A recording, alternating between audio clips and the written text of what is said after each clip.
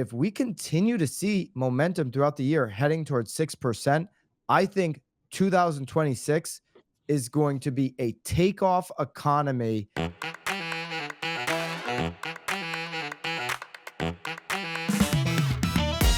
If you're not getting educated about local and national real estate news, economic policy, the shadow president coming to the Federal Reserve, or this ongoing fight between Compass and Zillow, you're doing yourself and your client base a disservice. This is the Knowledge Brokers Podcast. I'm Tom Toole, here with Byron Lazine and Lisa Chinatti, and we've got a boatload of stuff to cover here, you two. We've got President Trump and Operation Shadow Fed. Sounds very exciting. We also are seeing some of the lowest mortgage rates since the beginning of the year. Not year-to-date lows, Lisa, but some of the lowest. Yeah, not year-to-date. Not year-to-date. Year-to-date. Damn near it. Not good enough for Lisa. Robert Reffkin continues not to give a about Zillow and suing them now. I think, Byron, you said he has some of the biggest balls you've seen in one of your posts on social. Big balls, maybe not a big brain move. We'll get into it. I agree. And we've got crypto now being recognized by Bill Pulte and the GSEs and Fannie Mae and Freddie Mac. Let's start with the Fed. So the Fed met, obviously didn't adjust rates, but then Jerome Powell had to get deposed, and he had to testify in front of Washington, and he got grilled the past couple of days. I mean, Grant Cardone comes up in these questions, which was mind-boggling to me. I don't know which senator did that. I have it right in front of me here. I thought that was incredible. And now you've got President Trump having Operation Shadow Fed, because there is clearly pressure coming from these questions at the testimonies, as well as what the president's doing to get a more dovish policy when it comes to federal funds. Byron, I want to kick it to you first. I know you broke this down. You talked about some of the flaws in the data on the hot sheet. I think this is really important here, because a lot of people are picking up, especially some of these senators and representatives, exactly what we've been talking about, that this data is flawed and people want lower rates. Yeah, you at least had one member of Congress ask Powell to explain the shelter costs and kind of what goes into how they're recording inflation, and owner's equivalent rent is the biggest driver of that. I've heard me talk about this for a long time. Owner's equivalent rent is a silly survey we've been using since the 1980s. It doesn't take in real data. It's one of the reasons inflation is over 2% today. If you pulled that out, we'd be under 2%, which is one of the arguments for rates should be cut by now. One of the things I will mention about the members of, you have a House committee and a Senate committee. He had 2 days of testimony.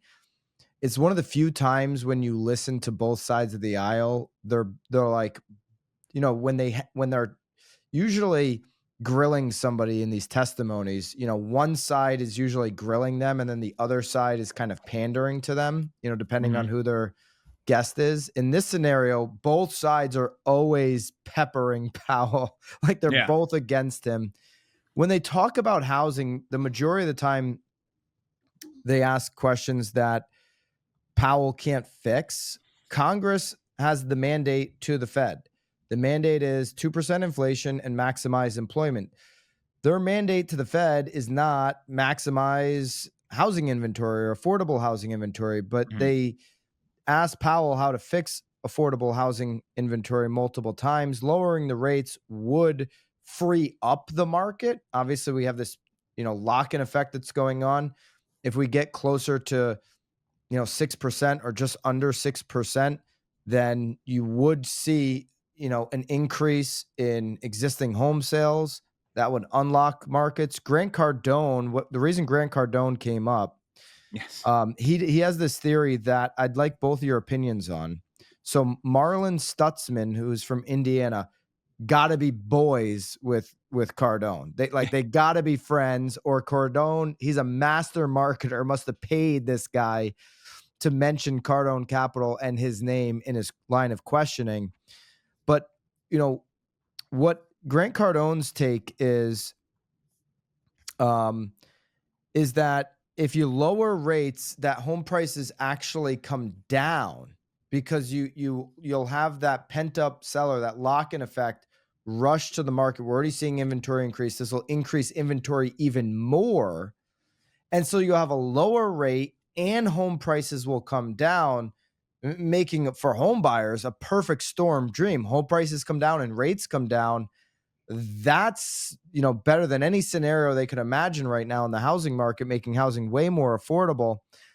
I agree with Cardone, but I agree that it'll be like a season, like a quarter, like 90 days as that 90 days. inventory hits. You're going to have those buyers that are quick.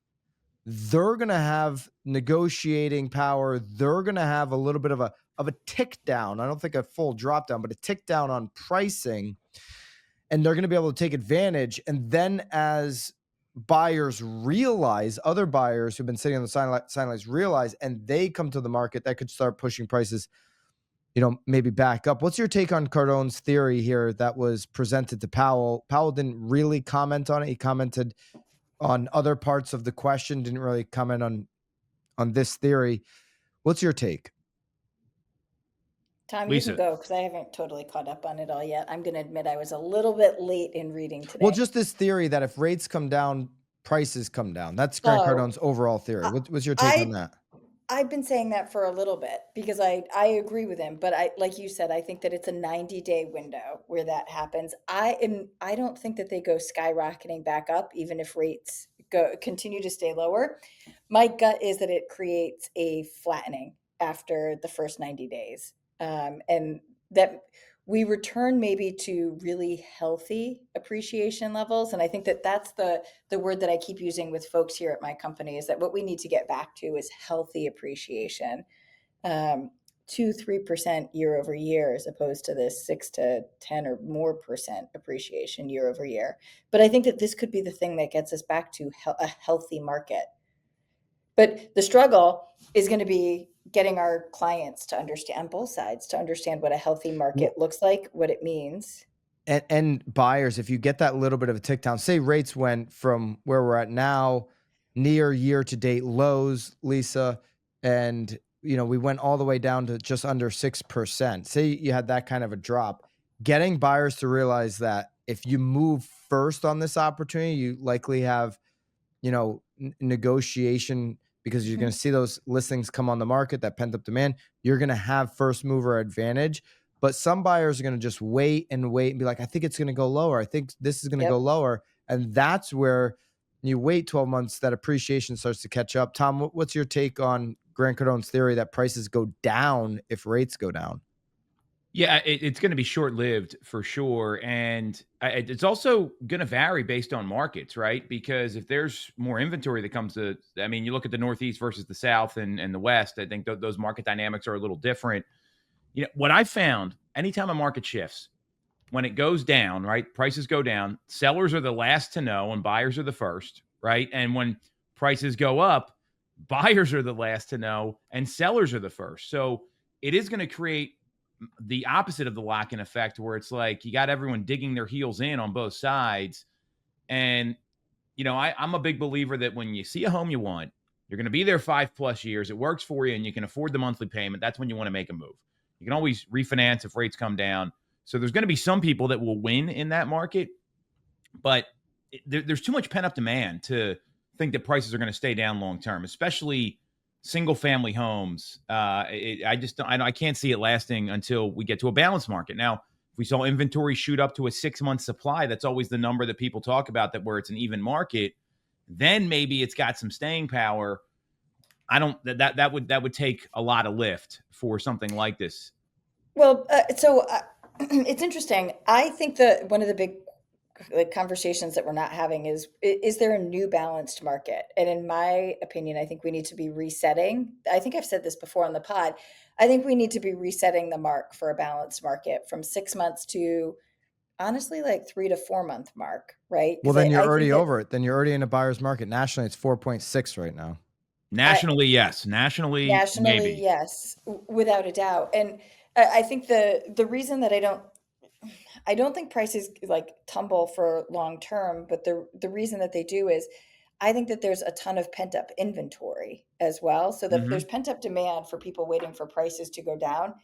But I think a lot, or rates to go down.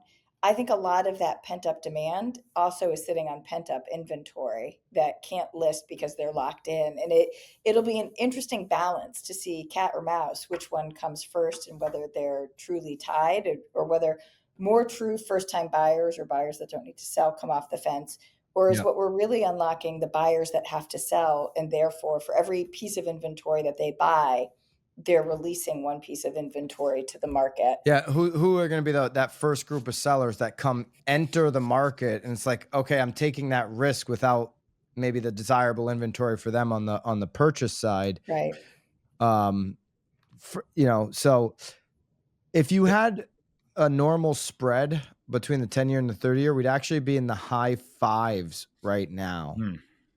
And given where we're at right now, say we had a normal spread, come back, I know next week's the 4th, so that's going to be a weird week anyways, but you say you come back after the 4th holiday and the spread immediately normalizes. Let's just play pretend. Spread immediately normalizes, Okay. and the 30-year fixed is in the high fives. With everything going on in the economy, it's been a kind of a weird week. Like, you got the Middle East stuff that we talked about, last week, and a lot has changed from pod to pod there. Obviously, you had what happened last Saturday. You have supposedly a ceasefire. You have all these things that have happened.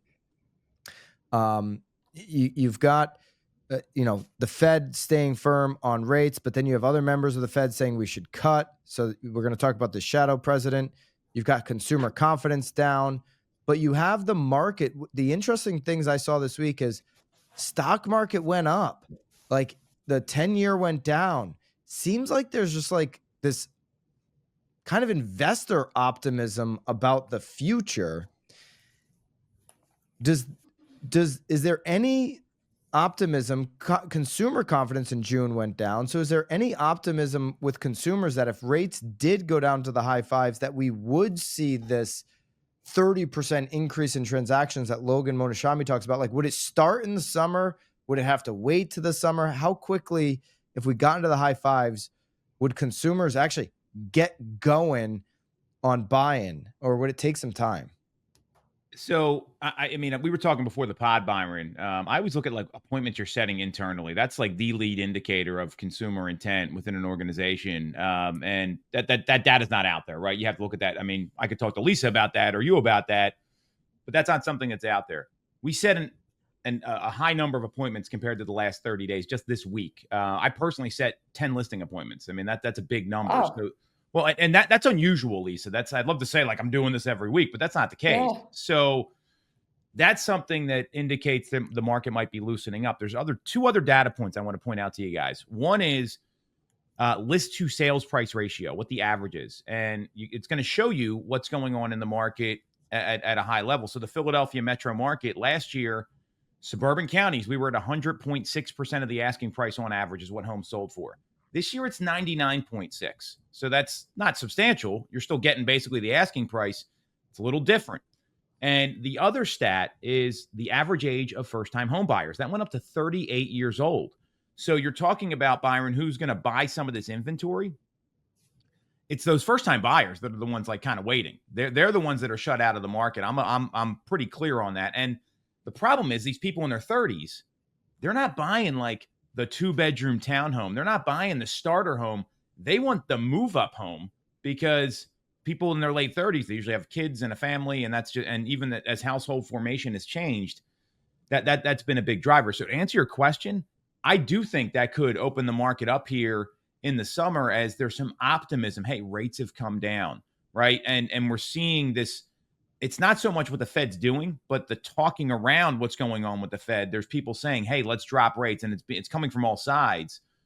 I could see that happening in the second half of the year for the people that have been waiting, just because you can't wait. At some point, if you got kids on the way, or your spouse dies, or all these things that happen. Yeah, well, but I mean, these are the reason people. You're wearing all black today. What I mean, I apparently didn't get the memo. So No, you're on the shore. You're in your beach house, so I am. have to be wearing I black. wouldn't wear black down here. That'd be a horrible idea. But I do think there's something to the market maybe loosening up here.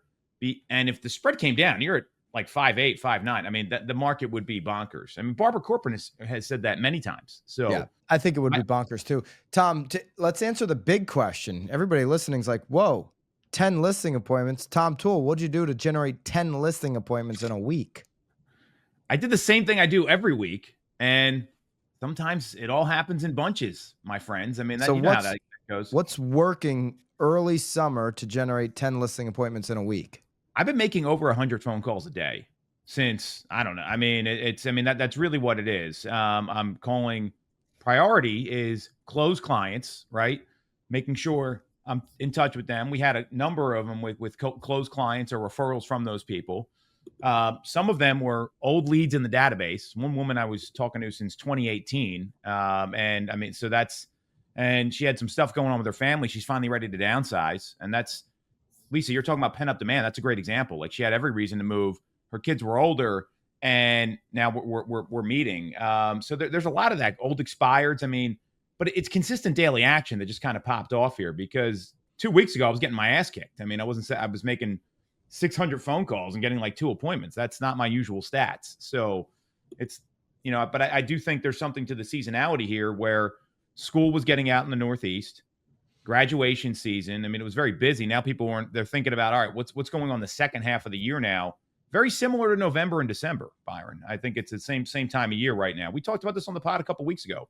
It's winning season. Phone calls in the database. Yeah, who would have thought, right? Wow. Come here for the most cutting edge strategies in your very business. Novel, very modern approach. Love it. Awesome work, Tom. All right, where are we going next? Tom just got pat on the head. Yeah. Am I getting a gold star from you later, Byron? Maybe maybe like a dog treat or something. I'll send you 3 fart. I'll send you 3 fart coins. 4 coins. That was amazing. The best line ever I've seen on nowbam.com since I started reading it. After you talked about the Bill Pulte saying crypto would be valid. Good segue. Yeah, let's go right into it. Coin, it's going to come to the table here. But what they did talk about previously, just to give everyone some perspective, crypto had to be liquidated to be considered in mortgage applications.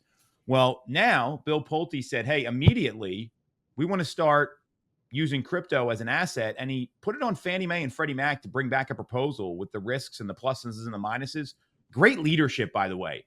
Hey, here's the idea. Come back to me with what you think instead of saying what should happen to the people that actually make decisions. Lisa, what do you think about all this? Because I mean, crypto has been a very controversial topic, and obviously it's a volatile investment, but it's an investment. Yeah, I maybe go a little bit conservative and say maybe better to keep it liquidated before going in. I get the reasons that they think it shouldn't be and that it should be considered, but I don't know. I just feel like we need stability and certainty in the financial and housing markets. And you said it just a second ago. I don't even know if you were giving me that tee up, but it is volatile. And I just think it's adding in a level of volatility that our markets don't have the capacity to handle right now. So I'm a keep it out kind of person. Yeah, that's not going to happen. That's not the direction this administration is going, not the direction the government as a whole. It's not just a partisan thing. So last week before Bill Pulte, the FHFA director, announced this, the Senate passed what they're calling the Genius Act. And essentially the names for these bills lately are out of control. The beautiful big bill, the Genius Act. Keep going. So it's insane. So essentially this is going to like recognize stable coins in banking. And a stable coin is like if you have a Coinbase account and you could buy like that USD stable coin, crypto coin, it's backed 1-to-1, it's pegged 1-to-1 to the dollar. Okay. So last year, nothing got done on crypto. Lisa maybe takes her cues from Elizabeth Warren. They're in the same state. Elizabeth Warren is the Darth Vader of the crypto industry. They said she Tom had is the. gonna pee his pants. He's laughing so hard. He's legit gonna Oh piss man, this himself is right They now. say fantastic. Elizabeth Warren had the she was the one using the what do they call that? The ghost pen. What's the Biden pen? The The the Biden the, pen on crypto the bills. auto She pen, right? the auto pen. She turned everything down with the auto pen. She was running crypto last year, which really makes no sense. I don't know what her credibility is in the financial world. I'd rather have Lisa Chinatti from Massachusetts than Elizabeth Warren chiming in on finances, but nothing got done with crypto. Well, this bill, this stablecoin bill that was done last week, was bipartisan. So it was Senate passed. It's got to pass the House. 18 Democrats in the Senate. I think there's only 47. 18 Democrats joined Republicans to pass this Big number. stablecoin bill. So there's actually bipartisan agreement here that crypto needs to be regulated. I mean, both sides of the aisle love regulations. And here's the reason why. 1 out of 5 voters, roughly, I think it's a little bit over 1 out of 5 voters, have crypto investments, and that's both sides of the aisle. And if you want to attract young voters, you better be, crypto accepting. And so now Bill Pulte from the FHFA took it a step further. They want to recognize crypto as an asset, which really isn't going to change a lot of mortgage applicants, Yeah, but I agree with that. because That's a factual statement. I yeah, agree. but you still have to have the money as a down payment, and you still have to be able to apply for the mortgage. It's kind of like when they're considering reserves, which not every loan will consider reserves and all of that, but that little bit will increase more buyers out there. Now we need inventory to match it. You don't want to increase buyers without the inventory. So not a major bill. But you are going to see crypto over the next 3.5 years, anyways, become more and more accepting. So Lisa's not going to get her, wish there of being Well, no, but against crypto with Elizabeth Warren. yeah, look, I'm not totally anti-crypto, but I just think back to all of the bad decisions that got us into 2008, right? Correct. Like Yeah. putting in Good place point. assets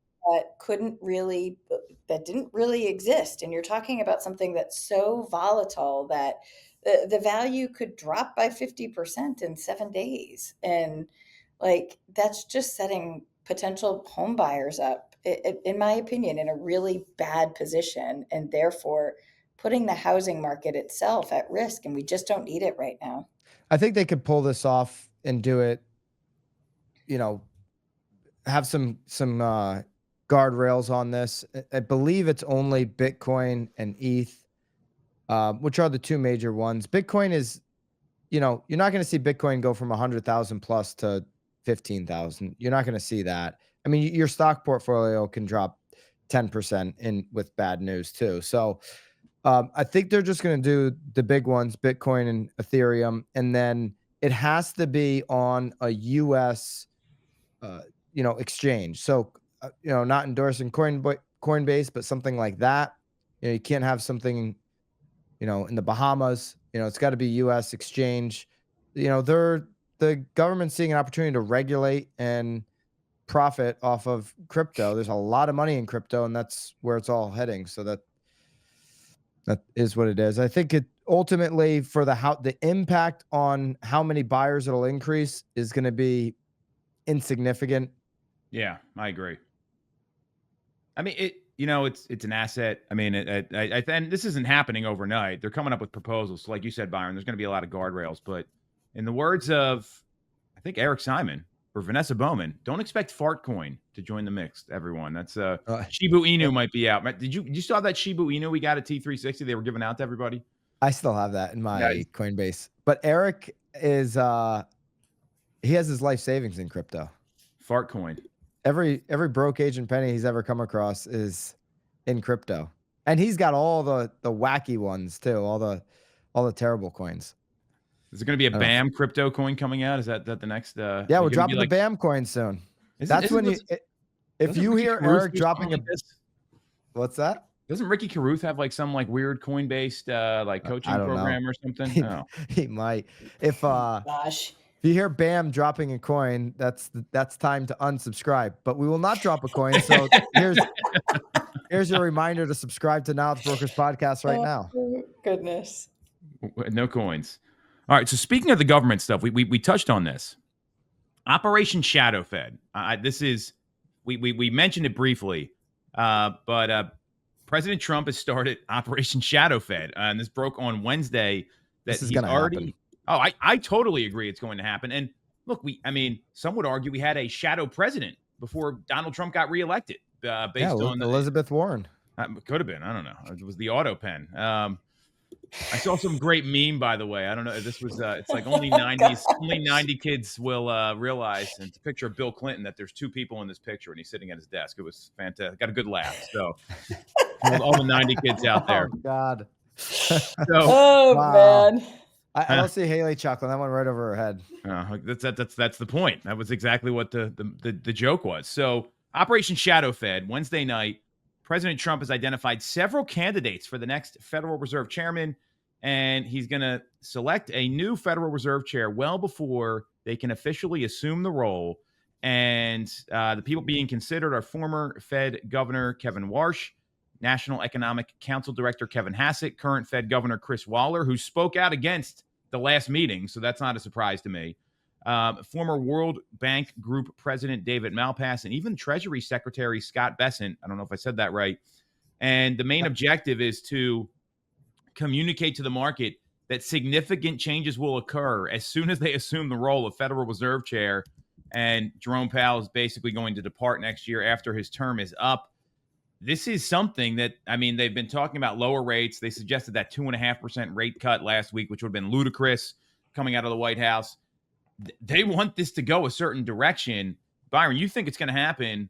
Lisa, what does you and your advisor Elizabeth Warren think about this? What do you think this is going to happen?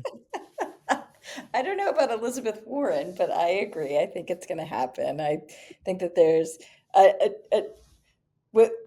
what we're learning about what shakes out here is when there's anything kind of remotely dropped, it happens, right? Mhm. Like the whole Iran thing dropped, and I called it out on the pod, and then it happened less than 24 hours later. So I think that there's enough hinting coming out where we all have to start to understand that it's more than just hinting.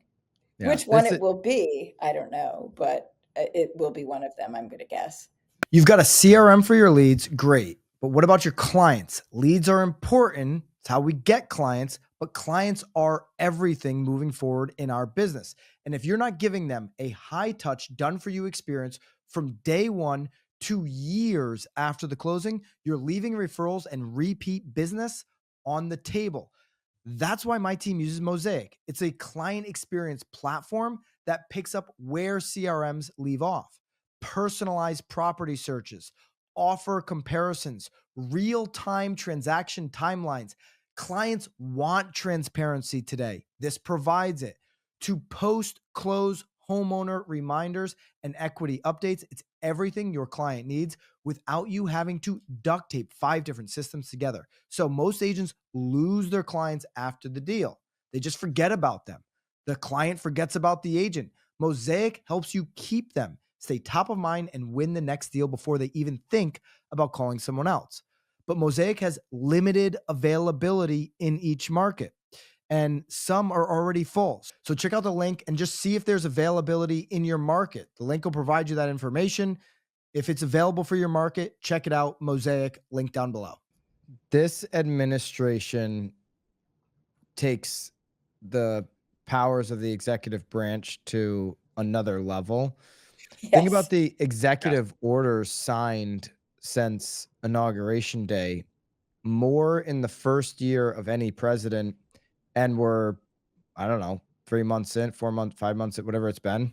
I guess 5 months in, almost 4 months, Mhm. and it's more than any president in the whole entire first year. I think he was at that clip in April too. So this administration moves fast. They move with speed. There's a little bit of a Silicon Valley type of mentality where it's like a tech, company where there's like, let's build fast, let's break stuff.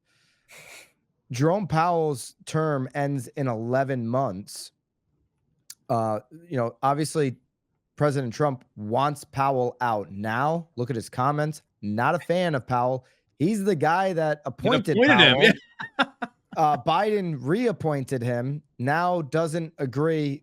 Thinks that Jerome Powell is playing some politics. There are definitely some examples that support that. But now you're going to see, President Trump said that he's got 3 or 4 people in mind. You're going to see that some of those candidates are going to start jockeying for position. I want to start with Fed Governor Waller, who came out the day after the FOMC meeting a couple weeks ago, the day after Jerome Powell's presser. He comes out and says, "Oh, we could cut rates in July. I think we're in a position, quote, that we could do this as early as July." It's interesting, Christopher Waller, because the day before that, when you guys voted, you were part of the unanimous vote that held rates steady. So to me, this guy's out. He's talking out of both sides of his mouth. He's sucking up to Powell the day before, joining his unanimous vote to, if you want to be, if you want to be somebody who's going to be, go against the grain, then don't let the vote be unanimous. Say, no, I vote now to cut the rates. If that's what you believe, 24 hours later, you realize you're on Trump's short list and you change your mind. Yeah. So now he's saying we could do this as July. I don't know that he's going to get kind of lobby the rest of the committee to do this as early as July. Scott Bessent, I enjoy. He's the Secretary of Treasury. I kind of want him in that role. I don't want someone coming out of the cabinet. I agree with you there. I mean, that's, that is important. And that's kind of the feeling there, is that you shouldn't take somebody from the cabinet and put them into this position. But Bessent, when you listen to him, man, he's pretty level-headed. They just did this trade deal with China, and he's the key figure in getting a deal done with China. Like, how many analysts said there's no chance you get a deal done with China with kind of the rhetoric around tariffs? And it was this morning, today, right before we started recording, there's a big picture of Scott Bessent and one of the Chinese officials shaking hands, making a deal, getting signatures done. So, he's on the short list, but this is going to happen. President Trump's going to name a shadow, basically he's going to say, this is who's next. And then we'll see how the committee reacts to that. Do they start taking signals from that quote unquote shadow Fed chair and stop listening to Powell, and Powell's power basically over 11 months starts to dissipate? Or what could happen is basically what that chairperson signals now is what they're going to do, or what they're going to be a proponent of. You'll see the market start moving 11 months early, and that could have an impact on rates earlier than waiting for them to be cut. They could price it into the market. So those are a couple things I think to watch for, and you could see it as early as this week, announcing a new Fed chair. I think that's the goal, right? I mean, they want more movement here. They know the Fed can't or won't make decisions based on what the president says, but you get someone new in there that has their agenda in mind. That's what's going to happen. So I think that's really the intent. Because we've seen that rates have changed without the Fed taking action, because it's about the job market and inflation and a bunch of other things. Oh, another good segue. Rates. So we got near year-to-date lows. Not quite year-to-date. Near. Darn close. Yeah. Why don't we just say rates have dropped? Rates have dropped. I do want to point out something here. Lisa, you mentioned last week that there might be something brewing in Iran. Whatever happened there happened. The good news about that, it didn't happen when the market was open. And you saw the market open up on Monday, and that's when we saw rates kind of come down, because there's always that overreaction when something like that happens. And oil prices went down, gas prices went down. Oil went down. Oil usually goes up when things happen. But what happened really quickly too was that it was resolved very quickly. Yes. Like, I mean, it was like best case scenario on a whole bunch of different levels. Like, it started on a weekend and it was resolved in less than a week. You're kind of seeing all these best case scenario things play out all of a sudden. It's just like, wow, could we unlock some of this, this theory about getting trade deals done and just kind of unlock the economy over the next couple of years? It might actually happen. I It's a know lot like consumer when sentiment's not there, but I'm starting to like feel it this past week. look, I brought up the 10 listing appointments for a reason. That's a lead indicator. I mean, people that are, I mean, that's really the case. And it's they're getting these best case scenarios. There wasn't any talk about this. It happened and it was done. It reminded me a lot of when Osama bin Laden was taken care of. It happened. It was Taken quick. care It was of. fast. Well, what do you want? I mean, they killed him. Whatever. But it wasn't something that was talked about in the news. It was an actual military operation with a goal in mind that was executed flawlessly. Whether you liked it or not, that's the goal of the military: get in, get out, get the job done, and don't have any casualties. So, in that regard, it was good. We saw rates come down. I mean, PCE came in like 0.1% higher. The annual rate Just on the core, the overall was as expected. PPE. Yeah. Yeah, excuse me. So these lower rates, I mean, the people that have been sitting on the sidelines, I don't know about you guys. We have so many buyers that are like a hair off. The homes are going a little more than they want. The payment's a little off. This could unlock things in the summer, like we talked about. Byron talks about winning season in the summer all the time. I think last week you mentioned agents are going to be asleep at the wheel these next 2 months.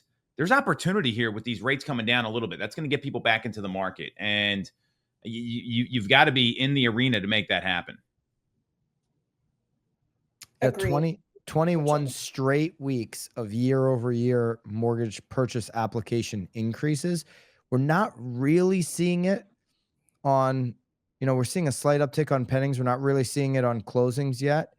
But 21 straight weeks of mortgage purchase application going up tells you that this rate comes down a little bit more. There will be more buyers in the market. That's really good news for obviously the Sun Belt states, which are dealing with a lot of inventory. Florida's dealing with an incredible amount of inventory, but I think half of New York City is about to move down there. Josh Rubin is not happy about these election. That's insane to me what's going on up there. Ryan Serhant went on the news and he's like, I'm getting call after call after call from a lot of wealthy people saying they're going to Florida.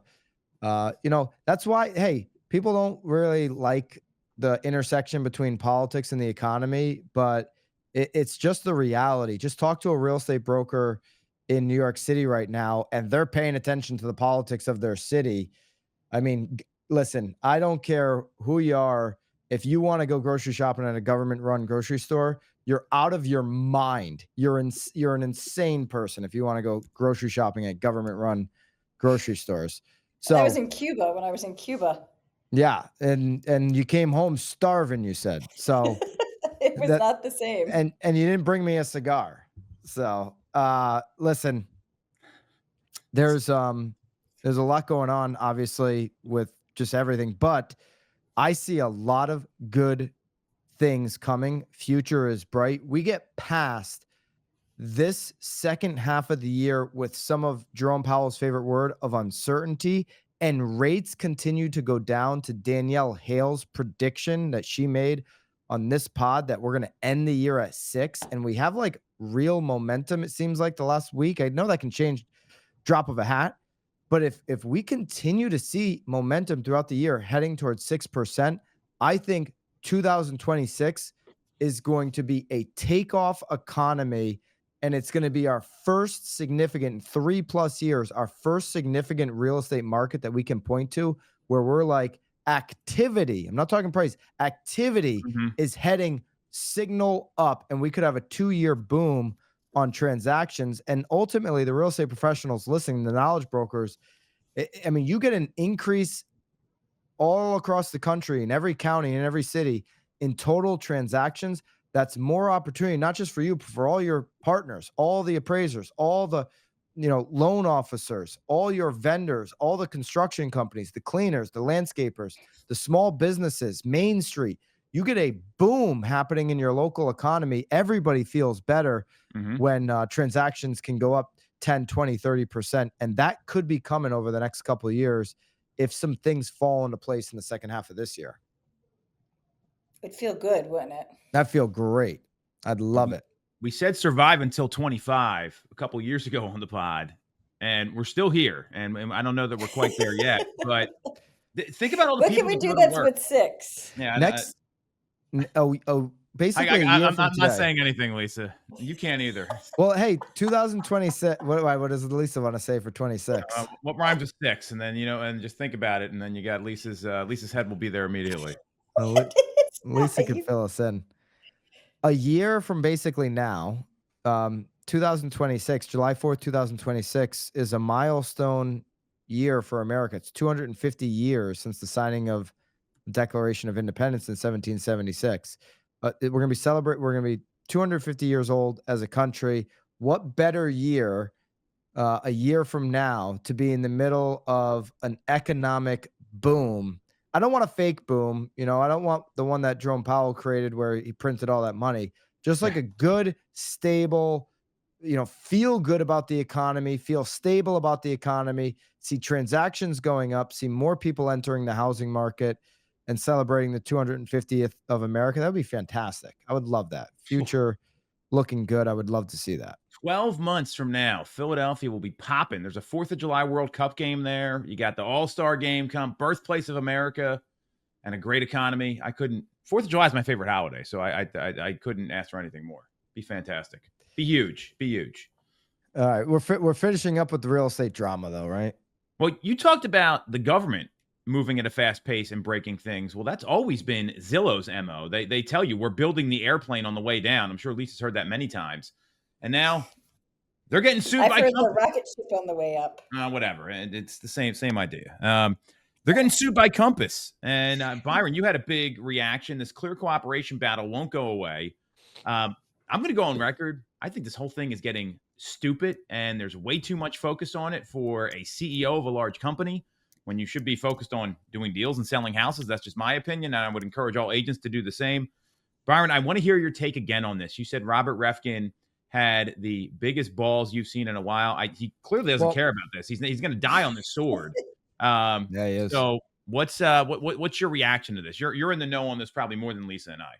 Yeah. Well, when I look at what Rob Reffkin, CEO of Compass, is doing, I definitely have to give him that credit of having the biggest balls of any broker in the. I'm not claiming that I think this lawsuit is a win in court. What I'm saying is, for 20 years, I've heard brokers, some, not all, complain about Zillow out of the side of their mouth. Don't want their agents, using Zillow leads, thinking Zillow's bad for the industry. They're stealing our data. I've heard a lot of brokers, both big brokers, small brokers, independent brokers, medium-sized brokers, say this kind of rhetoric about Zillow, and none of them have had the balls that Robert Reffkin has to go after him, pick a fight with him. So I give credit there just on sheer will to stand behind what he believes. Now, what he believes is that this lawsuit over Zillow's listing ban is an antitrust violation. There are a lot of agents that side with him because I've seen that in the comments. I don't believe that, and I'm not an attorney. I'd love for us to get maybe an antitrust attorney on That the would pod. be a good guest. That would be a good guest. I'd love to have that. When I just look at this on its face, it's like, is Zillow's listing ban a monopoly? Is it, creating a wall on competition, or is it a business model? Hey, Compass has their business model. Their business model, I would argue, Compass exclusives makes it really difficult for a large segment of the market to find all the properties. Okay, so does that create a competitive advantage? Of course, for them, it creates a competitive advantage. That's their business model, but it does kind of limit competition because there's not going to be a buyer that checks 12 different websites. Okay, they're going to be on the 4 major portals, and I bring up 4 major portals to say Zillow's argument is going to be, we're not a monopoly. What about Realtor.com? Homes.com just spent $1 billion coming after us. Redfin just got bought for over $1 billion by Rocket. So are they insignificant, or are they a competitor here? And I don't see an argument here to claim that Zillow is a monopoly. Now, at the same time, I'm going to say Zillow is definitely the known commodity for buyers. It's what they look to as, the brand that they trust the most. Um, a total monopoly. You hear Homes and Realtor.com and Redfin and Zillow arguing about traffic all the time. Most industries have two major players. We have four on the major portal. So I think that's going to be a hard argument. Not an attorney, but I think it's going to be a hard argument for Compass to win. That's kind of my take on this. Do they even want to win? Like, I guess that becomes the question, right? Like, I think one of the things that we find in this industry is that there's a lot of litigation that's filed not actually to win, but is there a strategy outside of it that I think that's what we have to be kind of looking at, right? And unfortunate, I think it's just a distraction. I think it's a way to waste time, a way to waste money, and not really change the outcome. I'd love to talk to Robert Reffkin. Obviously, anybody that's subscribed to the BAM YouTube channel knows I enjoy doing the one-on-one interviews. Everybody knows I'd love to talk to Robert Reffkin, Nakia Wright, some of these names in the industry that have a major impact on what's going on. I mean, Robert Reffkin on his Instagram account posts a lot of static posts, very loud on static posts and copy on IG. And I'd love to have a full conversation with him. Same, I hope we're going to get some folks from whether they're going to talk about this lawsuit. A lot of times people don't like to talk about ongoing lawsuits, but he's posting about them. So I would say written words and, Well, but that's my talking on a point, pod. right? Mhm. Like, if he really thought that it had teeth and merit, would he actually be, or is it a publicity stunt, Yeah, right? is Like, this a marketing campaign, right? I think right. that's exactly where I thought it's going. And I mean, look, we're talking about 7,000 listings here is the number that's been thrown around, which it's significant. Does it really make that big of a difference? I think that the thing you got to be aware of as a knowledge broker is how to compete with that, because Compass is going to pitch this, and if you're interviewing against a Compass agent, you need to know the positives and minuses there. That's my major takeaway. But besides that, it might be a marketing campaign, Lisa. To your point. Yeah, that's my gut. I mean, everything about it just says that it's not a legitimate lawsuit. So you think everything they're doing is just kind of to get attention, the listing book, the lawsuit? Well, the listing book is a joke. I mean, Well, I agree with that. I thought that was a troll move. But I think Compass Exclusives is the business model that they're going to, die on that sword. That's I don't know. I look at it like, what do we both know is some of the bestseller lead gen ads that we can run?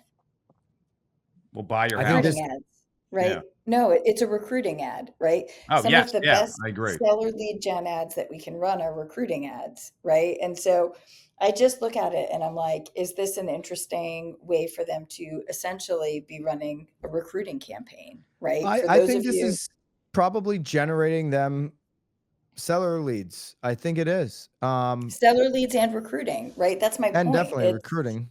It's I think you have to, you're foolish if you don't look at it and understand it for what it is and understand what they're hoping to actually accomplish from it. The way they've positioned it, 3-phase marketing plan, is smart.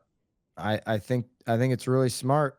Now I don't believe that phase one, when you accept an offer inside of phase one, if price is most important to you as a seller, I don't know that phase one can guarantee that you've gotten that highest price. Certainly can go the other direction, but the pitch and the simplification of a 3-phase marketing strategy is smart. I mean, think about no obligation cash offer, the when you run that play, Mhm. that also generates a seller lead. That's been really the only online viable seller lead of the past 5 years. You know, Open Door hasn't figured out how to operationalize that lead, but Zillow is. I mean, that's Zillow's Zillow's doing it. whole CPA. Zillow kind of got ahead of themselves, backed up. Now they're creating seller leads. When I say Open Door, just the structure of that company. I had so many comments for years on my YouTube videos saying, when I would talk about Open Door's hate, like what Open Door never got that Zillow got pretty early on is that the agent's a critical component of the transaction. Zillow partners with agents. Open Door hated agents from day one and never got off that. And Open Door, I had all these comments saying they were going to be a market maker, Remember Brad Inman said it was going to be 50% of iBuying was going to be 50% of transactions. All these YouTube commenters who said, I don't see them anymore. Open Door is about to get delisted. Their stock is going to go away. Zillow's going to scoop them up for pennies on the dollar. One of these, very soon. Zillow's just going to scoop them up for nothing. And it's because of their operational, execution or lacking of operational execution and, kind of understanding the market dynamics and how the thing works. But lead generation, yes, they've been able to do that and show that. Yeah, no doubt. And that's my point, right? Like although on the Compass side to attract sellers, an interesting dynamic because I don't know that much of this is in consumer facing news, right? It's big news within the industry and within the industry news, but I haven't seen it be picked up on mass media that faces consumers yet. Maybe it's to come and maybe it's part of a layering strategy where Compass has to build up enough momentum to get it to go into the consumer facing side. Who knows? But that's just my gut is that this is designed just to kind of, and how about the other side of it? How about a retention play to say to their agents, like, hey, we told you that this is what we're going to do. And do they have to do this at a certain level to save face, if you will, and retain the agents that they've recruited on this model? Well, I mean, real estate's full of companies that tell you one thing and they do another just to get you in the door. So that's a really great point, Lisa. That's any industry, by the way. I mean, it's shocking to me how few companies follow through and do what they say they will when they say they will. Yep. You talk about the recruiting play, and I think it is a listing play in that if you can recruit more agents, statistically, you're going to take more listings because 65% of sellers list because of proximity. So just being able to have them work their sphere and database, that's a way to acquire more listings. It's I mean, there's a lot to this here. For the agents that are out there, I mean, I just don't pay attention to it if you're not involved. I mean, that would be my advice because there's so many other things you can be doing instead of getting worked up about this. I mean, have you seen these posts recently? This is like the dumbest social media post. Hey, Zillow doesn't have all the listings anymore. Call me. If that's your strategy to get listings, just like you got to start calling into the database, Byron, like we said. Like people are trying to leverage this and create some social media buzz and that aren't even with Compass or Zillow. These are agents throughout all companies. And it's like, great. If that's your strategy to go get a listing, like good luck. I mean, or get some business. The stuff that works continues to work and don't let it be a distraction. It is going backwards. I mean, if a consumer had to go to 5 to 10 different locations to see all the inventory, that is really moving into decades ago where an open marketplace makes the most sense for sure. All right, what a show.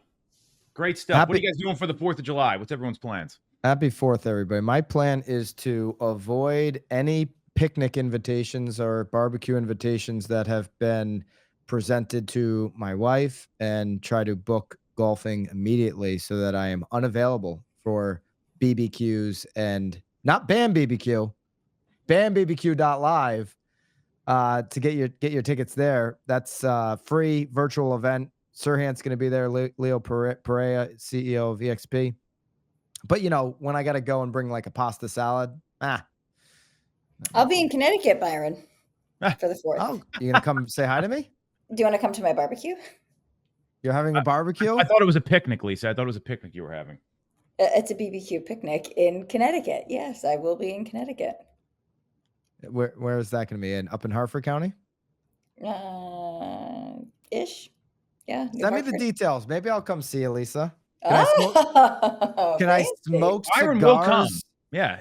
When we were in Florida, you were there. It How- was like one day. He was there that day. We had a great time. How many Okay. tears? How many tears are your family members going to shed if I bring cigars and light them up at the picnic?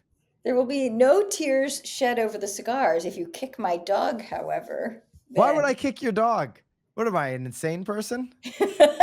When it Well- comes to dogs, now I remember this vividly. A couple years ago, we're at my house and we had the dog on a leash. We do that as a courtesy to guests. Byron walks around the island and goes, "Absolutely not," and turned right away. And it's 22-pound French bulldog. He would not kick the dog. He's respectful. He just doesn't want to be near them. I can deal with that. It's all good. Oh, Tie the dog to a tree or something. Anyway.